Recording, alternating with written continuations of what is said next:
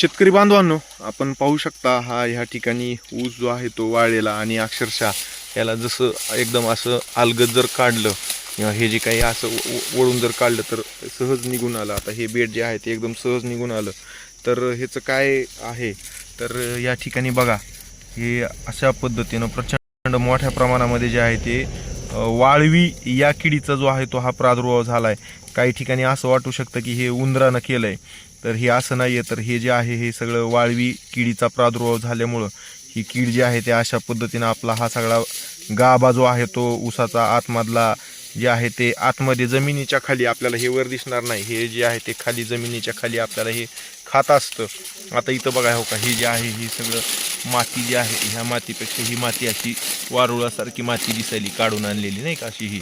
तर मुंग्या कशा हे करतात, तर ह्याच्यामध्ये जर आपण बघितलं किंवा ह्या बेटाला जर आपण हे केलं तर हे अलगद जे आहे ते हे आता ह्याच्यातले 1-2 ऊस काढून बघा नाही होता अलगद निघाला काढा चौकाचा. तर हे खाली जर आपण बघितलं ना, या ठिकाणी हा सगळा जो आहे तो म्हणजे ह्याच्यामध्ये जे आहे ते हे वारुळ आहे त्या किडीचं. हे खाल्लाय बघा, ते आहे का ना किडी. हां, तर हे जे आहे अशा पद्धतीचं हे वारुळ जे आहे ते शोधा आणि ह्या वारुळातले जे आहेत. हां ठीक आहे, आलो मी, आलो 1 मिनिट थांबा. हे अशा पद्धतीनं जे आहे ते हे सगळा ऊस जो आहे तो या ठिकाणी काढलेला.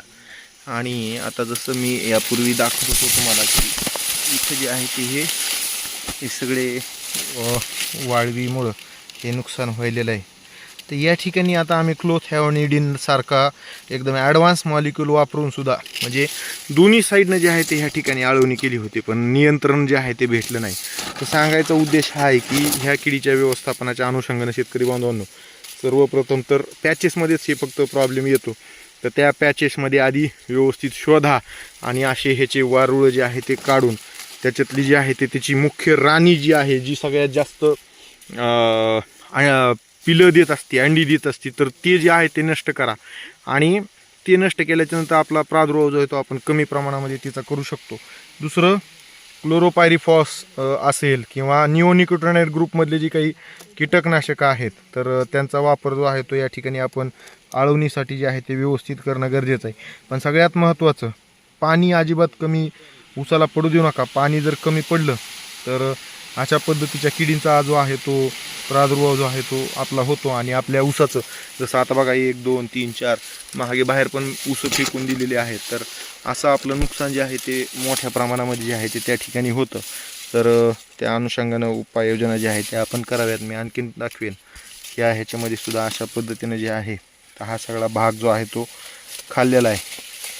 आणि ह्याच्यामध्ये सुद्धा अक्षरशः हे सगळा भाग जो आहे तो खाऊन टाकल्याच्या नंतर काय झालं, हे जमिनीतले खालचे जे आहे ते हे मुळं फुटलेले आणि हे प्रादुर्भाव झाल्यामुळं इथं पांगशासुद्धा जे आहे ते अशा पद्धतीनं बघा, हे पांगशे जे आहे ते खालचा सगळा भाग नष्ट झाला.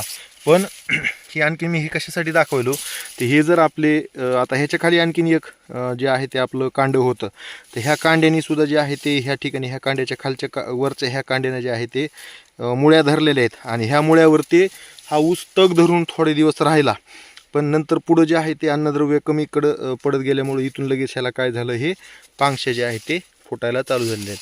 तर हे पांगशा फुटायचं ते कारणसुद्धा आहे. तर महत्त्वाचा विषय आता सांगितल्याप्रमाणे क्लोरोपायरिफॉस किंवा क्लोथॅओनिडीन ती जी आहे ह्याची व्यवस्थित चांगली प्रॉपर आळवणी जे आहे ते आपण त्या ठिकाणी जे आहे ते करणं गरजेचं आहे. आणि त्याच माध्यमातून ह्याचं जे आहे ते आपण व्यवस्थापन करू शकतो, अन्यथा आपलं नुकसान होतं. ही काळजी जी आहे ते सर्व शेतकरी बांधवांनी घ्यावी.